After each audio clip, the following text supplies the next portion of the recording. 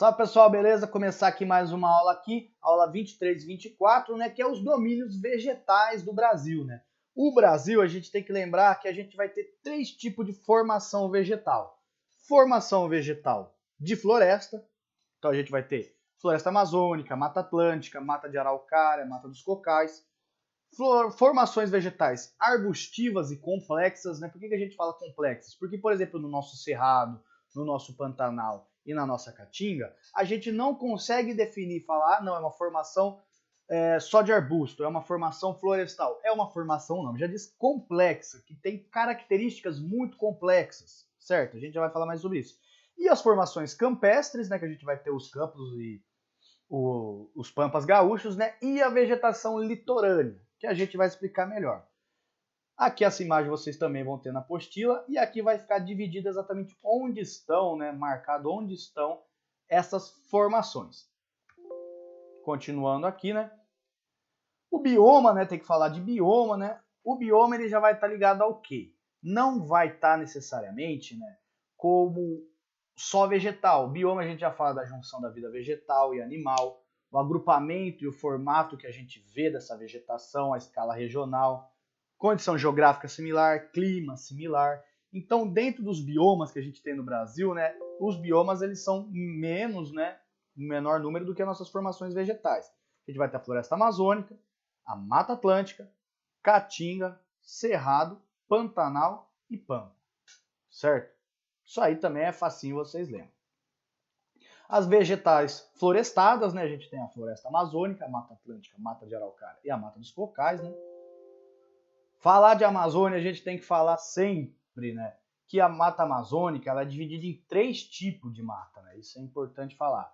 A mata de Igaipó, que é uma parte que constantemente, grande parte do ano, ela está submersa, então são árvores que literalmente se adaptaram a viver nesse clima de alagação, certo? Num alagamento constante. A mata de várzea, né, que vai ser um lugar onde o rio cresce e volta. E a mata de terra firme, que são lugares onde não vai alagar. Que grande parte do território da Amazônia fica alagado durante grande parte do ano, né? Lembrando que uma característica de uma floresta equatorial, né, é latifoliada, né, que são essas espécies de folhas bem largas e grandes, né?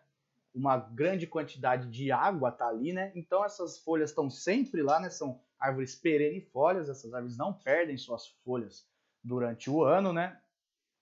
Então geralmente tem folhas largas porque como tem muita água, elas não precisam se preocupar em ficar retendo umidade, né? E aqui a gente tem essas espécies aqui, né, de vegetação que elas conseguem sobreviver em ambientes super úmidos, né? A gente tem que falar o exemplo aqui, a Vitória Régia, né? Isso aqui é o que exemplifica um igaipó, né? Não é um mangue, mas são árvores que elas conseguem sobreviver na água tranquilamente. A Mata Atlântica, né? O que sobrou da Mata Atlântica, pelo menos, né? Era também uma floresta latifoliada perennifólia que se localizava na parte leste do nosso Brasil, né? Seguindo toda a costa. Uma formação vegetal tão rica quanto a amazônica, só que ela sofreu uma ação violenta do ser humano, né? Que a gente sabe que na parte do litoral do Brasil é onde está a maior parte da população. Então, entre as atividades econômicas que foram se desenvolvendo no Brasil, grande parte da Mata Atlântica a gente perdeu já. É um outro exemplo de formação florestal, que uma foto da Mata Atlântica, né, para mostrar que ela é tão biodiversa quanto a própria Amazônia. A mata de araucária, né, que se localiza nos estados do sul, né, do Paraná para baixo, onde a gente vai ter predominantemente a araucária, né, floresta do pinhão, e a mata dos cocais, que é a nossa última formação florestada, né, que vai ser localizada entre o Piauí e o Maranhão, certo? No norte e no nordeste do Brasil. Tranquilo, gente? Formação vegetal complexa, né? A gente já falei, é umas formações com uma complexidade tão grande que é difícil a gente caracterizar como uma coisa só, né? A gente vai ter o cerrado. O cerrado brasileiro, ele é extremamente ameaçado pela questão da produção agrícola. O cerrado brasileiro é a savana com a maior biodiversidade do planeta, certo? E o cerrado brasileiro, assim como a Mata Atlântica, eles são considerados hotspots. Não sei se vocês lembram o que é hotspot, mas é o quê? São pontos da natureza que tem uma biodiversidade gigantesca, mais de 10 mil espécies de animais e plantas, e que estão sob uma ameaça muito grande, né? Esse ponto quente, né? Hotspot, são pontos onde a gente está tendo uma devastação muito grande. E é um problema, porque são pontos altamente biodiversos e que a gente está tendo uma devastação gigantesca. Aqui o nosso cerrado. A Caatinga, né, é o bioma de semiárido mais biodiverso do planeta também. Nossa, a Caatinga é o semiárido mais biodiverso do planeta, né? Que aí a gente vai ter desde plantas xerófitas, como os cactos, até uma vegetação arbustiva, plantas que perdem suas folhas, mas depois recuperam, né? E o Pantanal, por último, né, na região do Mato Grosso do Sul, que vai ser uma região que vai se destacar por grandes cheias, né, em certa época do ano, em que grande parte desse Pantanal vai ficar alagado, né, o nome já diz, né? Essa foto, por exemplo, vocês podem ver, ela é do mesmo lugar, só que em duas épocas diferentes. No período da seca, né, você vê essa arvorinha aqui com o tronco para fora, e no período da cheia, você vê que a água está quase ali na casinha, ó, enquanto aqui ela já está mais recuada. Tranquilo, gente? Formações campestres e litorâneas. Importante. Formação campestre é facinho de entender. É uma só. É o pampa, que a gente vai ter lá no nosso sul. Que a gente é bom para a gente produzir gado, porque a gente vai ter um clima mais frio e seco, uma vegetação mais arbustiva, mais herbácea, certo? Diversas áreas de formação campestre merecem um destaque. Os campos meridionais aqui, né, que a gente vai ter um pouco no Mato Grosso e no Rio Grande do Sul. As formações litorâneas, elas já são mais diferentes, que a gente vai ter 3 principais tipos, certo? A vegetação de duna, certo? Vegetações rasteiras, raízes profundas e grande extensão horizontal.